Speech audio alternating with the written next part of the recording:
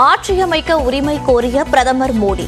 அமைச்சர்களின் பட்டியலை கேட்ட குடியரசுத் தலைவர் திரௌபதி முர்மு.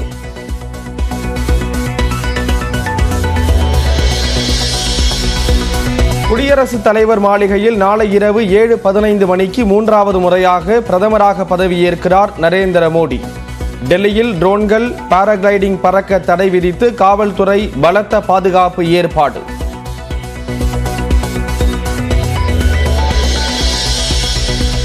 காங்கிரஸ் காரிய கமிட்டி மற்றும் நாடாளுமன்ற குழு இன்று டெல்லியில் கூடுகிறது. எதிர்க்கட்சித் தலைவராக ராகுல் காந்தி தேர்வு செய்யப்படலாம் என தகவல்.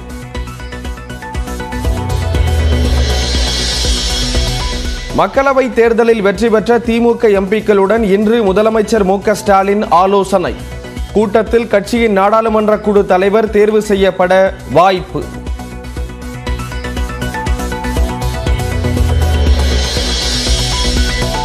மக்களவைத் தேர்தலில் அதிமுக தோற்றது ஏன்? சேலத்தில் இன்று கட்சி நிர்வாகிகளுடன் ஆலோசிக்கிறார் எடப்பாடி பழனிசாமி.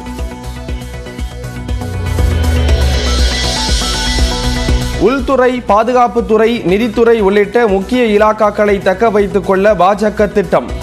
தமிழகத்தில் அண்ணாமலைக்கு பதில் வானதி சீனிவாசன் பாஜக தலைவராக நியமிக்கப்படலாம் என தகவல்.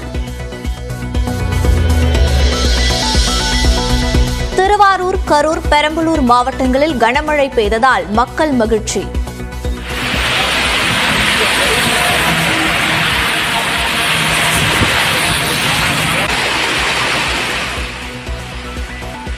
திருவள்ளூர், கிருஷ்ணகிரி, மதுரை மாவட்டங்களிலும் பரவலாக பெய்த மழை.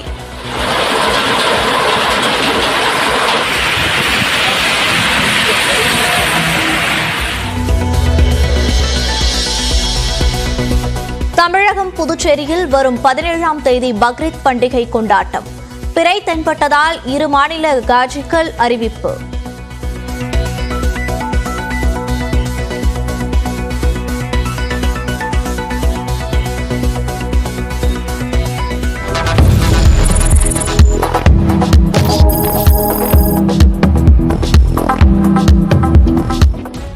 தமிழ்நாடு மற்றும் புதுச்சேரியில் உள்ள 40 மாவட்டங்களிலும் நிகழ்ந்த முக்கிய நிகழ்வுகளை இந்த ஒரு மணி நேரத்தில் பார்க்க இருக்கிறோம்.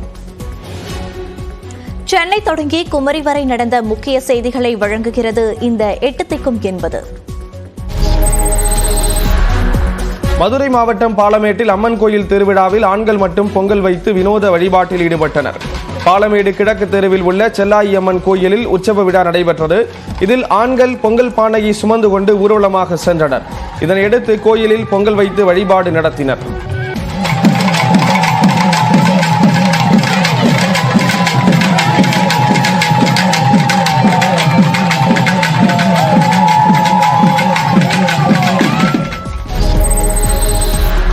கிருஷ்ணகிரி மாவட்டம் ஓசூர் அருகே சுற்றித் திரியும் சிறுத்தையை வனத்துறையினர் கேமரா மூலம் கண்காணித்து வருகின்றனர்.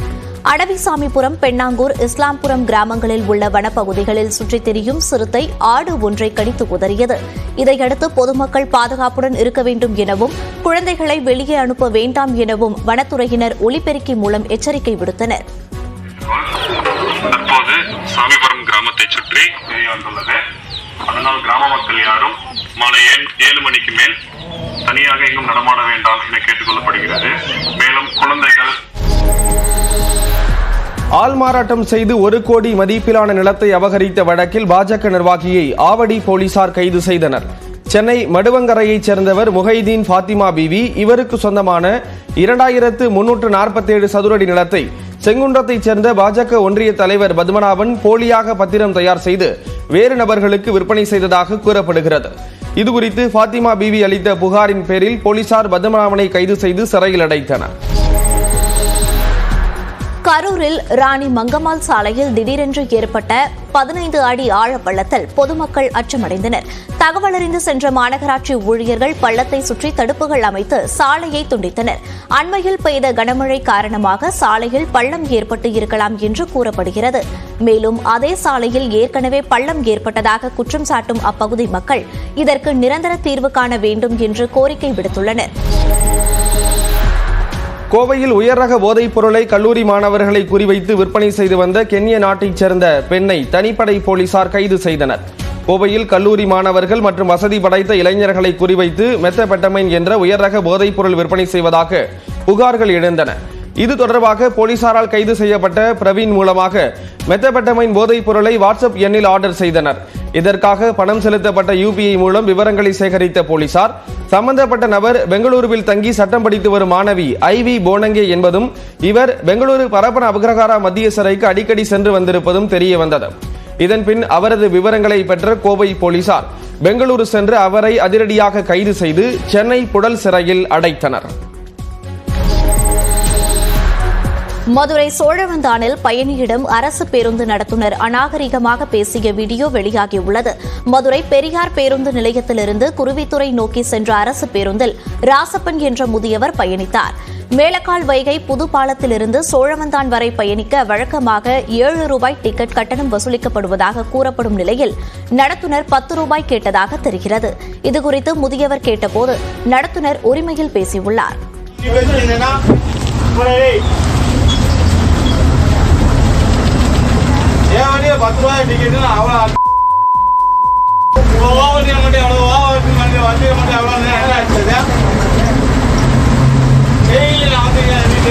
சம்பந்தப்பட்ட நடத்துனர் மீது உரிய நடவடிக்கை எடுக்க வேண்டும் என முதியவர் ராசப்பன் கோரிக்கை விடுத்துள்ளார்.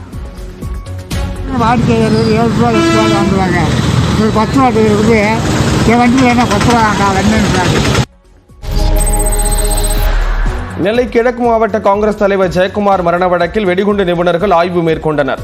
ஜெயக்குமார் எப்படி இறந்தார் என உறுதியான தகவல் தெரியாததால் இந்த வழக்கு CBCID விசாரணைக்கு மாற்றப்பட்டது. இதன் பின் சந்தேகத்தின் அடிப்படையில் பல்வேறு தரப்பினருக்கு சமன் அனுப்பப்பட்டு விசாரணை நடத்தப்பட்டது. இந்நிலையில் CBCID போலீசாருடன் 35க்கும் மேற்பட்ட தடயவியல் மற்றும் வெடிகுண்டு நிபுணர்கள் ஜெயக்குமாரின் தோட்டம் மற்றும் அவரது வீடு இருக்கும் பகுதிகளில் ஏதேனும் தடயங்கள் சிக்குகிறதா என ஆய்வு மேற்கொண்டனர். வேலூர் மாவட்டம் குடியாத்தம் அருகே சிறுத்தை நடமாட்டத்தால் மக்கள் பீதியடைந்துள்ளனர். ராமாலை காந்தி கணவாய் கிராமத்தில் கடந்த 3 நாட்களாக சுற்றித் திரியும் சிறுத்தை ஆடு மாடுகளை தாக்கி வருகிறது. மேலும் மலை மேல் சிறுத்தை அமர்ந்திருக்கும் வீடியோவை வெளியிட்டுள்ள மக்கள் அதனை கூண்டு வைத்து பிடிக்க கோரிக்கை விடுக்கின்றனர். ஆனால் வனத்துறையினர் நடவடிக்கை எடுக்கவில்லை என்று கூறப்படுகிறது. இதையடுத்து குடியாத்தம் வனத்துறை அலுவலகம் முன் கிராம மக்கள் தர்ணாவில் ஈடுபட்டனர். துபாயிலிருந்து விமானம் மூலம் சென்னைக்கு கடத்தி வரப்பட்ட சுமார் 4 கோடி ரூபாய் மதிப்பிலான 6 கிலோ தங்கத்தை சுங்கத்துறை அதிகாரிகள் பறிமுதல் செய்தனர். சென்னை விமான நிலையத்தில் துபாயிலிருந்து வந்த விமானத்தில் பயணித்த பயணிகளை அதிகாரிகள் கண்காணித்தனர். அதில் தமிழ்நாட்டைச் சேர்ந்த 5 பேரை பரிசோதித்ததில் உள்ளாடைக்குள் மறைத்து 6 பெரிய தங்க சங்கிலிகளை கொண்டு வந்தது தெரிய வந்தது. 10 பாக்கெட்டுகளில் தங்க பசைகளையும் வைத்திருந்தனர். மேலும் 7 தங்க கட்டிகளையும் கொண்டு வந்தனர். இதன்படி 5 பேரிடமும் இருந்து 3 கோடியே 91 லட்சம் ரூபாய் மதிப்பிலான 6 கிலோ 128 கிராம் தங்கத்தை பறிமுதல் செய்தனர். இதில் வேறு யாருக்கு எல்லாம் தொடர்பு உள்ளது என்பது குறித்து சுங்கத்துறையினர் விசாரணை மேற்கொண்டு வருகிறார்கள்.